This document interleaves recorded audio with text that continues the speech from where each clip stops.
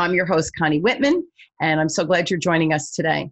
So I hope as you listen to the show or watch the show week to week that my guests, like I have on today, and myself, we share tips and strategies and ideas. And I really hope that you take them, use them immediately, hopefully, in your life. So no matter what change you're going through, hopefully we provide some ideas and inspiration for you to create the change you're looking for. Okay, and only you have the power to do that. So as always, thank you for joining us this week. So my motivational quote today is by Nolan Bushnell, and he says, "The critical ingredient is getting off your butt and doing something. It's as simple as that. A lot of people have ideas, but blah, blah. Let me start that again. It's as simple as that. A lot of people have ideas, but there are few who decide to do something about them now. Not tomorrow, not next week, but today. The true entrepreneur is a doer, not a dreamer." So do you have a dream of possibly becoming a business owner and bringing your idea and your magnificence to life? What is your vision and how might it actually help the world? And if you have a dream deep within you, do you know where to begin to bring your offer to the marketplace? And do you know how to market yourself and your product or service, whatever it might be? Well, if you've answered yes and probably no to those questions I just asked, then you're in store for a real treat today. So of course I have an expert who's going to discuss this topic with us today. And my expert is Kimberly Habsheed, and I hope I said that right. Kimberly is a joint venture super connector and gets entrepreneurs the stage and the connections they need to stop being overlooked and explosively grow their revenue and reach. Now, Kimberly is an award-winning international inspirational public speaker. You'll see that she is absolutely that as we do our interview today. She's a best-selling author, audiobook producer, six-time entrepreneur, and she is the creator of, I love the name of it, Entrepreneurs Rocket Fuel, an active community of entrepreneurs looking to contribute, connect, and grow with other entrepreneurs. Now, Kimberly's been a guest speaker in cities worldwide, inspiring people to get to where they want to go, and her specialty is turning dreams into reality. So are you ready to turn your dreams into reality? Welcome my guest to the show, Kimberly. So Kimberly, thank you so much for being on and taking the time out of your very busy day.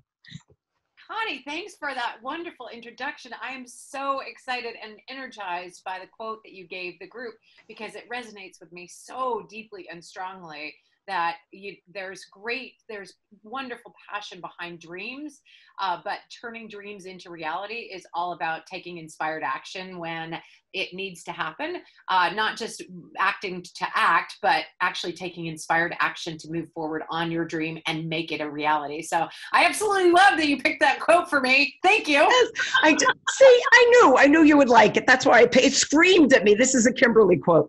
But but it's funny what you just said, that, having the inspiration or the drive or the desire to take that dream and actually act on it. And I think a lot of people don't know how to do the act on it, right? They have a thought, but I don't know how to do it. And that's really, where your wheelhouse and where your expertise lies. So why don't we start? Can you share your story? And were you always a speaker? Oh, great question. So I love speaking. I love being on stage. I have been on over 4,000 stages, and getting the word out and being seen and heard is a really, really big thing for me, but also a passion that I have for other entrepreneurs. I believe if you are not being seen, you're being overlooked. If you're not being heard, your message isn't getting out there. And if you're not clear on your message, it will not have the impact you want it to have before we are done on this earth, right? So that's where my passion is. But no, I was not always a speaker. In fact, I've been on lots of stages, but I spent my time in corporate. I spent 17 years in corporate. I tease and say 15 of them were good. The last two sucked. And I was definitely in golden handcuffs, making a ton of money and very unhappy. And then I realized that I really needed to jump out of that and and focus on what was fun and what I was meant to do and what I really wanted to do here while I had the time to do it, right? As opposed to just doing what I'm good at and continuing to do that. Just because we're good at something doesn't mean that's what we're called to do and what we're supposed to do on this earth. So yeah, I jumped out of that and then started pursuing things that were, for me, a lot more fun. And that was getting entrepreneurs seen and heard in a bigger way. And so now I focus on getting stages, creating stages, connecting entrepreneurs with stages. And by that, I really mean virtual stages right now. That was a big part of what I did before, but now it's even bigger and more important now that we're in lockdown. And there are opportunities for people to get on stages like there have never been before. And I'm talking podcasts, which have been around for a long time, yeah, radio shows, but web summits, interviews, YouTube channels, all kinds of different stages and opportunities, even to the point where we're doing meetups virtually on Zoom. And those are great ways to get seen and heard. So all kinds of different ways to get seen and heard in a bigger way.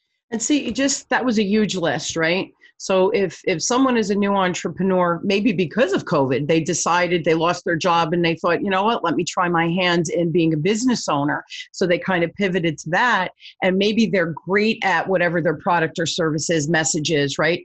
But what do I do with it? So you just went through this amazing, huge list. And that's the idea that we're trying to share today, you and I, so that people have some actual real content or information to kind of bite into and then think about, hey, how do I get on podcasts? How do I get on these virtual stages? How do I get my voice and my message out there? And that's really, it's so important because you're right. If we're not seen and heard, we're overlooked. And it doesn't matter how great our product or service is, doesn't matter because no one's hearing about it. Now you're really, really good. And this is how you and I met with the joint venturing, right? To try to find like-minded people. We help leverage each other. I was on your podcast, and right now you're on my podcast. But because we have important things to say, your audience, my audience, kind of similar in a lot of ways, right? So how do we leverage that? So talk about the joint venture and you being that super connector, because you're really, really good at it. Thank you. So yeah, I think it's really important when I was in corporate and when I ran my own business, I wasn't really a big user of Facebook ads, right? I don't post on Facebook to draw traffic. So how do you draw traffic without advertising in Facebook and you know on commercials and things like that? And the best way to do that is by getting relationships growing. And that's one of the things that lots of us are really good at, building relationships, whether you're an introvert or an extrovert. Building a relationship with other human beings is why we're here. We are hardwired for connection, as Brene Brown said. We're supposed to connect with other people. Mm-hmm. And so in connecting with other people, you can then leverage those relationships, not in a gross, ugly way, but in a really powerful way to be able to introduce yourself to their communities.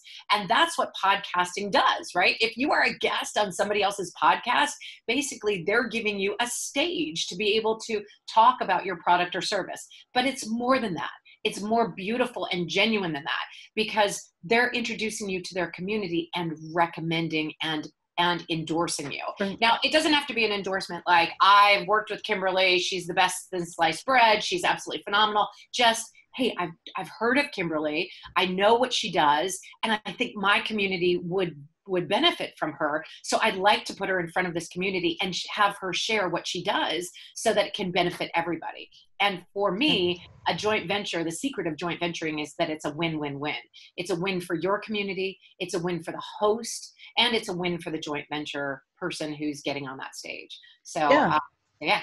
Yeah, and the reality is you can't do it alone. None of us can do it alone.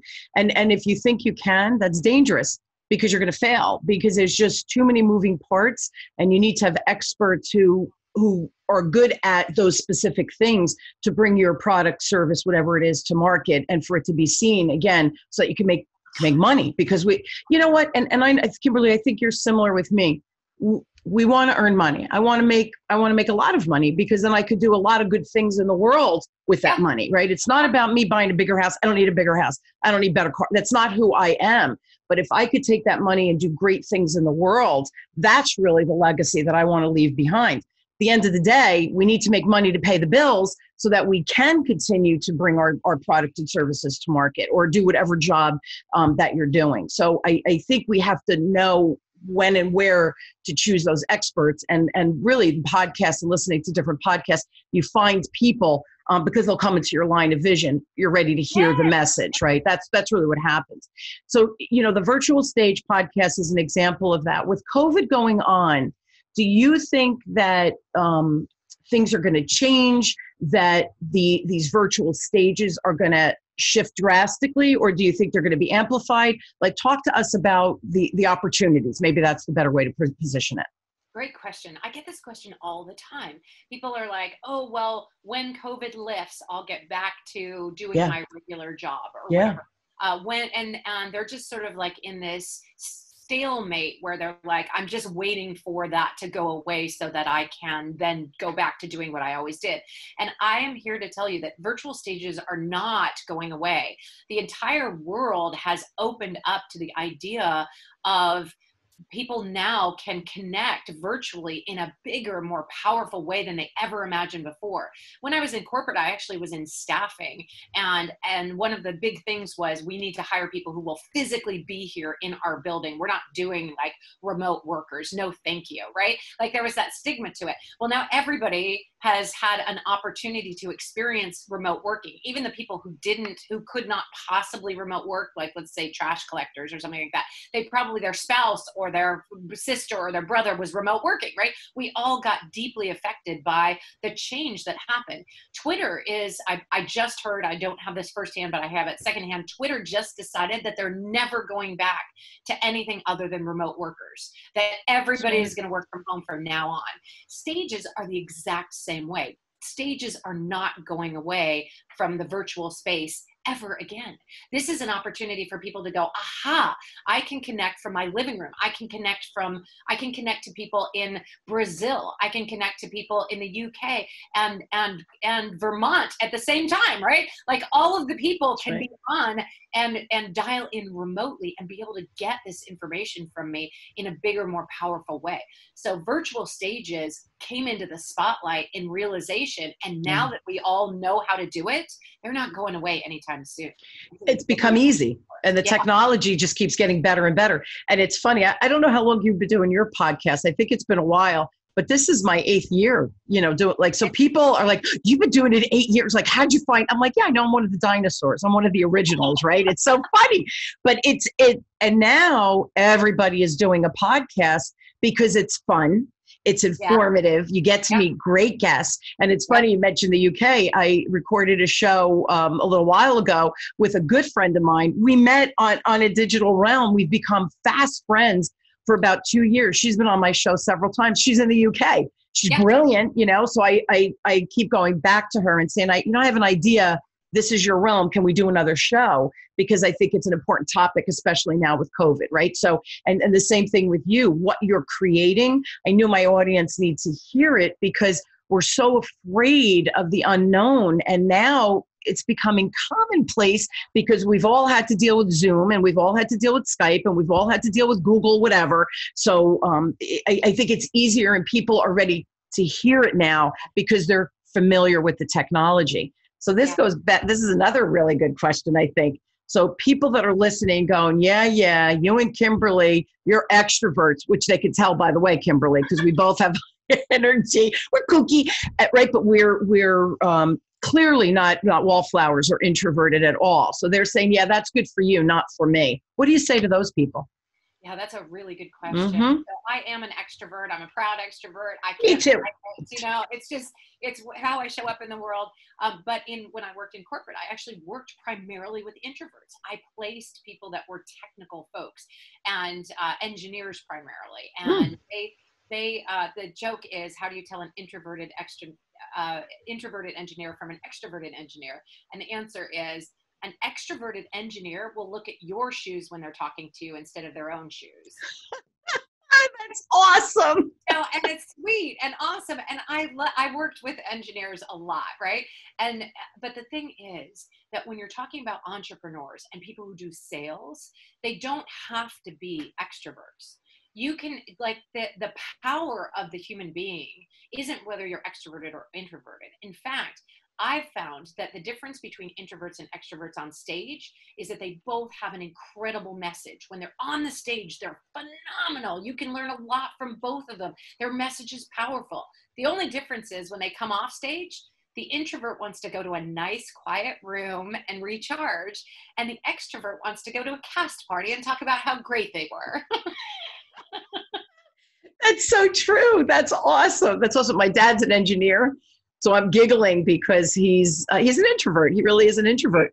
And yet, when you get to know him, and like you said, because when he's talking about things he knows, Yes. he's extroverted, right? Because you have the passion to share that content. That's really at the core. You want to share the content, and usually not for your own personal gain, because you're excited to help other people figure out whatever you're talking about, and they have an interest in it. They want to talk about it. That was a great analogy. Looking at the feet, I have to remember. I'm going to share that one with my dad. That's pretty funny. Yeah, it's awesome. I'll tell you that I have my mentor is actually exactly the opposite of me in many ways. He is an introvert, but he's on stages all the time. He shares that his introversion actually gets an opportunity when he's on stage because he doesn't have to impress one person or a bunch of people at a time. He's really, that stage is almost a protection for him to not have to. Yeah. So he looks at it as a really good opportunity as an introvert to be able to shine. So you might consider that the next time you're looking at a stage.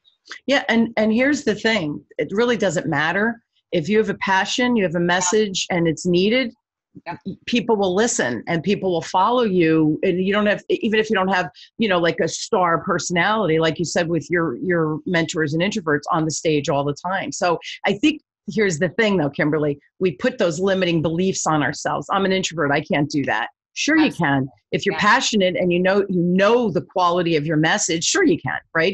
It's that belief in self, not the limiting belief of, oh, I can't do that. That's really at the core of where that comes from. And if you don't believe it, I mean, your mission out there in the world, Connie, is sales, right? Mm-hmm. If you believe that the sales is really a function of how well you have impacted the world, right? The sales is just a measure of how many times you've gone out there and created the change in the world that you want to create. Sure. If you believe that, then getting on stages is just a factor of being able to amplify that, right? Getting out on a stage, getting the word out about it, and having a larger impact is what you're here for, whether you're an introvert or an extrovert, right? So if you don't get on stage and you rely on, well, I have everything word of mouth and people will tell, they'll come to me, that's fine, but your impact is not going to resonate in the bigger way that it could if you got on a virtual stage and hit Brazil, right? That's right. It's just not going to in the biggest way. And it's the should versus the could.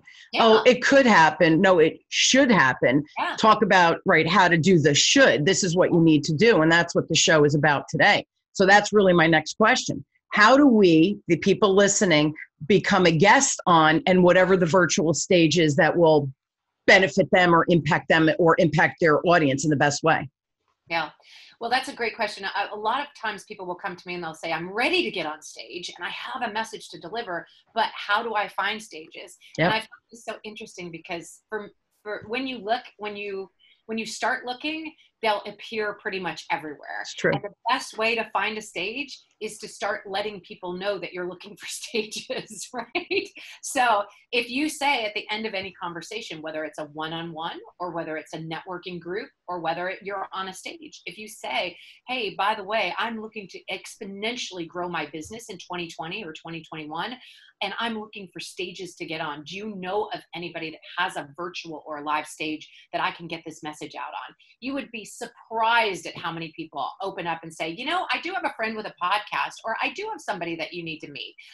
That is a really great way to find stages. In fact, we did a test on this at a big live event. The last live event I was at before COVID, there were 300 people there. And our mission as a group of 10 was to go in and find as many stages as we possibly could. Oh.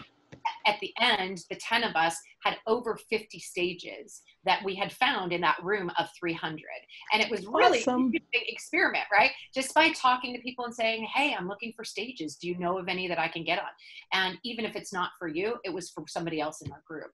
And that's a great way to do it, to grow businesses and friends as well. And that's so funny because 300 people, you were about 20% hit, which is extraordinary in any statistic. When you could have a group and get a 20% result from that, is just shy of the 20%. That's outstanding. So but see, it's like, let's see what we could do. It's playing with ideas and exploring without any prejudgment of, oh, I better get 10. No, let's go see. Let's see what's out there. Let's play with this and see how many new friends we can make. And oh, by the way, maybe we can share our platforms, our podcast. It's funny. I have a colleague now become a friend in Maine. He wrote a book called The Power of Seven. Net, he lost his voice, literally lost his voice. And his name is Kevin Hancock. Shout out to him. I just love him. And because he lost his voice, he's the CEO of the oldest company in Maine. It's a lumber company. It's been around since the early 1800s. Anyway, he loses his voice. So CEO, everybody come, what do we do? What do we do? What do we do? And now he couldn't talk. It was painful. So he started saying, what do you think we should do? And what he found is in his organization, they were better experts than him. They had better innovation and ideas than him. So he dispersed the leadership power. And this is the coolest thing. And what I love about him, and I'll get to the point of why I'm mentioning him, in the past decade, his company, which has been family owned for like 7 generations, has made more companies since 2010 when he lost his voice to 2020 than it made from the early 1800s all the way to 2010. In that decade, he made more profit than the whole of all of the previous years. So his idea worked, and it all started with losing his voice. So when he came on my show, he's like, Con, I want to keep getting the word out. Corporate America, we need to change it. We need to change the leadership model. It's broken. And so I've been introducing him to colleagues that I have that have podcasts because it's an important story that he's sharing. So all he had to say is, listen, if there's any place you can get me in that you think my message, not asking me, share me. He said, if you think my message would resonate with others, please share me. I'm like, holy crap. So I said like 5 introductory emails because I thought, oh my God, yeah, your message is brilliant. We need to change it. Oh yeah, I have other podcast friends. So this is exactly what you're talking about. It's not being icky about it. It's about exploring and just sharing or asking people, hey, do you know anybody? Well, he did a really fantastic thing, and so did you in that. I love that story. First of all, I'm a very big law of attraction person. So while losing your voice as a CEO might be just like one of the worst things you could possibly imagine, look at what it opened up for him, right? Look at how that law of attraction was like, I need to bring exponential growth into my business.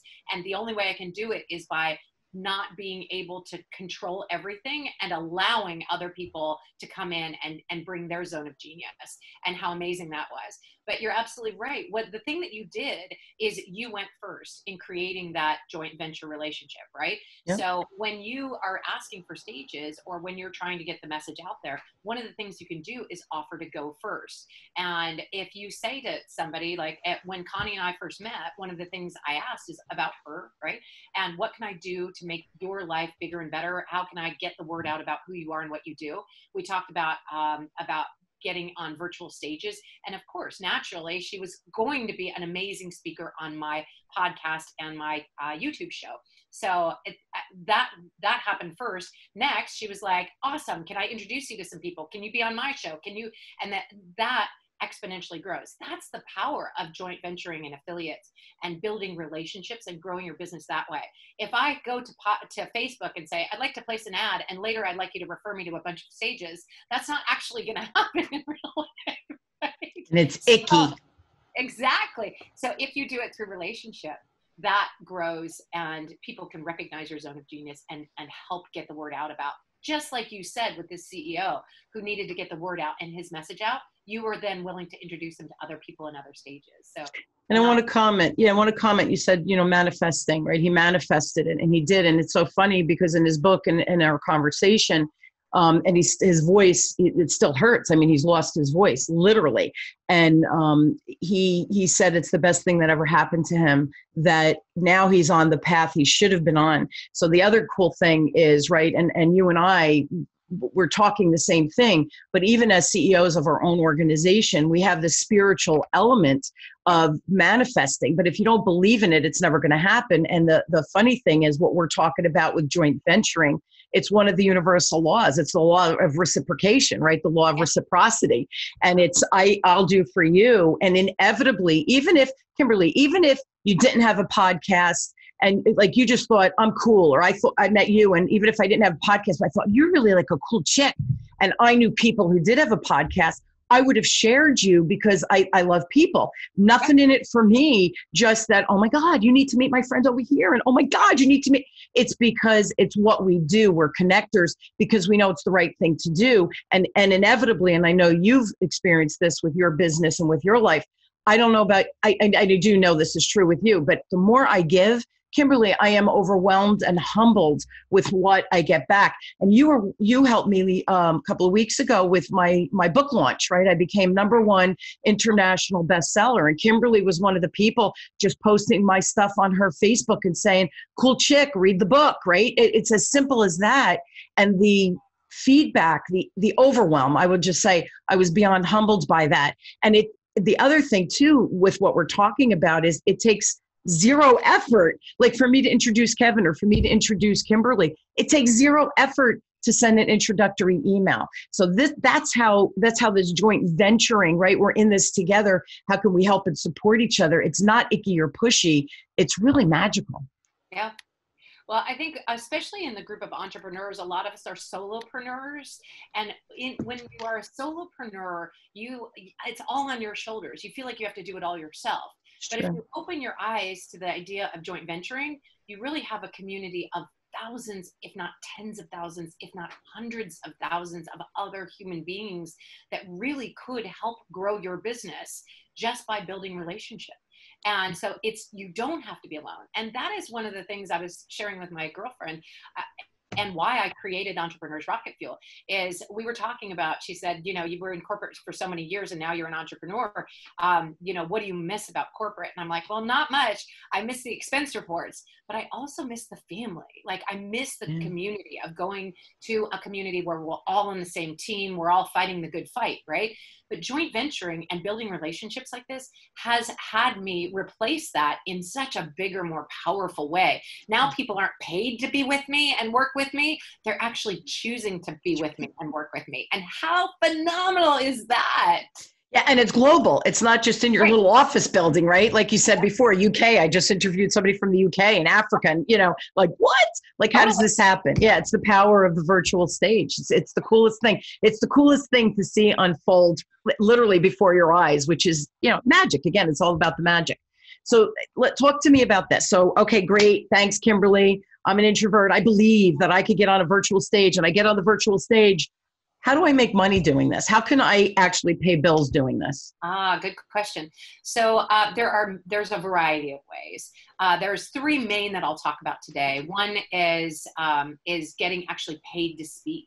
If you have a specific skill set, and it's very, very narrow, and that skill set is of value, that you can bring that to another stage and train on that particular thing. You can get paid to speak as a trainer or as a keynote speaker or something like that. So for example, I have somebody that speaks to nurse practitioners and he talks about legal nurse consulting. And it's a very specific niche, and she gets paid to go explain how to be a legal nurse consultant in front of a jury, testifying and things like that.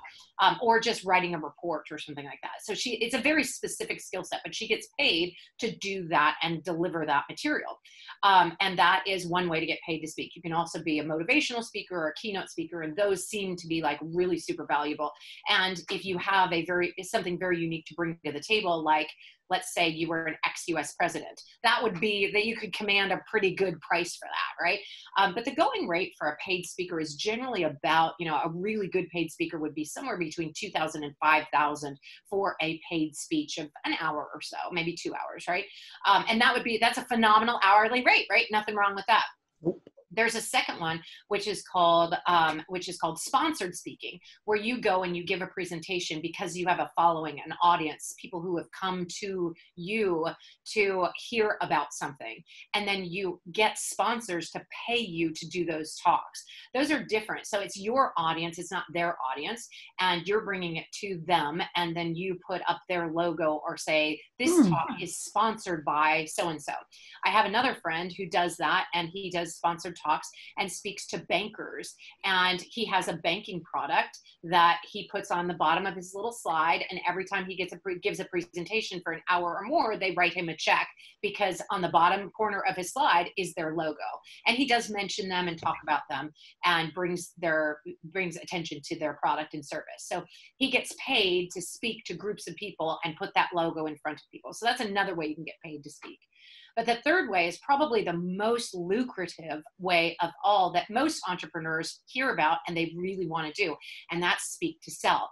So I get on a podcast and I am promoting my product or service. I get on a webinar and I'm promoting my product or service, or a TV show, or a radio show, or a web summit, and I'm promoting my product or service. The mistake most people make as entrepreneurs is that they fear that last part, which, Connie, you are so good at, which is the call to action. This is where people fall apart, because they're like, I have all this content to give, I have all this amazing stuff to present, and then when it comes to asking them to buy, I sort of say, well, if you want to buy, here's my website, and I'm jumping off, right?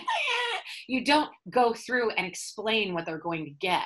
And that's the mistake that most entrepreneurs make, is not having that call to action. Now, if you want to figure out how to do a really fantastic call to action where you are getting conversion and you are getting that feeling of helping people rather than that smarmy, gross sales feeling, you need to hook up with Connie Whitman and hear about ESQ. She is absolutely phenomenal at this. She is one of the best I've ever met at being able to teach you how to make something happen at the end of a presentation, and do it in a way that serves, do it in a way that gives, do it in a way that naturally invites energy to come to you. Right. And she and I are very closely aligned on this, because I believe that before you get on any stage, the one thing you need to do, and in fact, the thing that Connie and I did before we got on this stage, is aligned to, at the end of this talk, what is the one thing I want my audience to feel? How do I want them to feel? And at the end of this talk, what do I want them to do? What's the one action I want them to take? That's right. And so that's exactly what we talked about. What do we want them to feel, and what do we want them to do at the end of this talk? And here's the thing, and you said something real important with that, the feeling component. People buy from feeling, and usually it's a feeling of trust and need, right? So, I like what Kimberly just said. I trust that. Wow, she's really smart. What is she offering? So but if they don't feel that trust, that connection, it's just going to be, another slime ball, move on to the next, interview, podcast, whatever that they're listening to or finding. So I think that feeling is the bigger component, and then the call to action, but you got to get the feeling first. So this is my last question, because we're literally out of time, but I want you to do exactly that. So here's my last question. You're creating something new for entrepreneurs, right? Who want to get going, with all the things we just talked about. So what are you offering so that people can clearly understand what they will get, right? And then what that offer is at the end. What is the call to action? So we've talked about it. Now actually do that, so people go, oh, that's what they mean. Yeah. Great question, and thanks for that lead in. So my passion is getting people seen and heard in a bigger way. And the way to do that for me is by getting on stages and getting attention virtually to who you are and what you do. And people are at various different stages on that. So what we've created is an opportunity for people to be able to move along the progression of speaking. And there may be somebody there, we actually put it in 5 different buckets. So you might be in the attitude of psych me up. Like, I'm ready. Let's get some bookings. I've already got my message up. You might be in rehearsal stage, which is kind of more like, I want to practice and improve in front of others. I want a supportive environment. I want a community around that. And I need some rehearsal. You might be in the green room, which is, I really just need some training to become an effective inspirational speaker and figure out my message. Or you might just want information, like, just tell me a little bit more about speaking and getting on stages and seen and heard. And the fifth bucket is actually becoming a stage host. Like, I want to create, or I already have virtual or live stages. Well, we have a community that is built around that called Ignite the Stage. And so we have offerings for all, whatever bucket you're in, whether you're just in, I want information, or I'm ready to get on stage, or I have a stage and I'm looking for guests. We have a community built around that to support you in getting the word out about who you are and what you do. So the way to find that is to go to www.entrepreneursrocketfuel.com/speak on stage. And you'll get a speaker application that asks you which bucket, or if you're in all the buckets, that's totally fine. Maybe you're in all the buckets. If you want to know more about speaking, if you have been inspired by what we've said today, and you believe that getting on stages could be a fabulous new way to get the word out about who you are and what you do, we would love for you to come join the community. So that's entrepreneursrocketfuel.com/speak on stage. And we would love for you to be part of the community. Yeah, and you just did a virtual summit, right? And aren't you doing one in October, I think? I am, yes. In fact, I do them quarterly. And I have summits. Summits are what I do right now for getting the word out. I also do podcasts. I also have a YouTube channel where we do an interview series.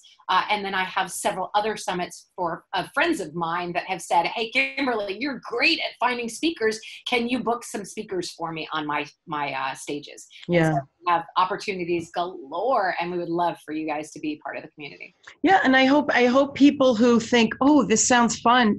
By the way, it is so much fun to get up and speak and share, especially if you're passionate about your content and people that are in the audience want to hear your content. The energy is off the charts of just what an exceptional experience, right? So, and you really are the queen of, and that's why I love the name of your business too, Entrepreneur Rocket Fuel. It's rocket fuel for anybody who's trying to launch or really even scale their business. This is a great opportunity. So thank you for that. Now I will put that entrepreneurrocketfuel.com/speak on stage. I'll put it on the Enlightenment of Change Guys Web Talk Radio platform for you so you can easily find it. Also, check Kimberly out. If you go to her website, it's entrepreneurs, right? I know the S, right? I forgot the S before. Entrepreneursrocketfuel.com. Ton of information there. If you have a question for Kimberly, please reach out to her at Kimberly@entrepreneursrocketfuel.com. I promise I'll post all three links so that you can find Kimberly and connect with her, etc. Call to action from me. Now that they all know what that is, right, Kimberly? I have to share it. Absolutely. Yes. So you guys know that I have that free communication style assessment on my website. Go to whitmanassoc.com/CSA, communication style assessment, CSA. Get your little report, find out what your superpowers are, find out where your blind spots are, and now you're starting to navigate change with a position of power. So check that out as well. Kimberly, as always, thank you so much just for your time, but for your energy. It's always fun to spend time with you. I feel like I'm energized afterwards. And really for the clarity of everything you went through, but then those 5 buckets at the end. See, to me, if I'm listening, I'm in the audience, and all of a sudden I'm like, well, I don't know. I think I want to do it, but I'm not really sure. Those 5 buckets, look for the information. As soon as you start the path of seeking the information, trust me, everybody, and Kimberly and I kind of alluded to this, you will manifest what you're looking to create, and those opportunities will find you. So start with the information. If that's where you are, start with, hey, Kimberly, get me on the stages, baby. I'm ready. She's got your back, right? So no matter where you are from A to Z, Kimberly can help you out. Thank you again so much for being on and for sharing your expertise and your story. It's always great spending time with you. I agree. Thanks, Connie. I feel the same. Yeah, thanks so much. And you guys, I hope you will come. I hope you will join us weekly as we question, build, and discover together, like my guest Kimberly today. No matter what you're thinking about or what you desire to do, there's information and resources, and hopefully that this show is a resource for you to help you navigate whatever that change is you're looking to do. So for those listening, maybe you want to get on stage, go for it, man. You got this. We all have it. And now you have another resource to help you manifest whatever that change is for you. Kimberly, great guest. Thank you again. Thank you all for joining me. You know, I'm always honored to have you listen and join the show. And I do wish all of you an inspired week, and get on your stage, whatever that means to you. Thanks, everybody.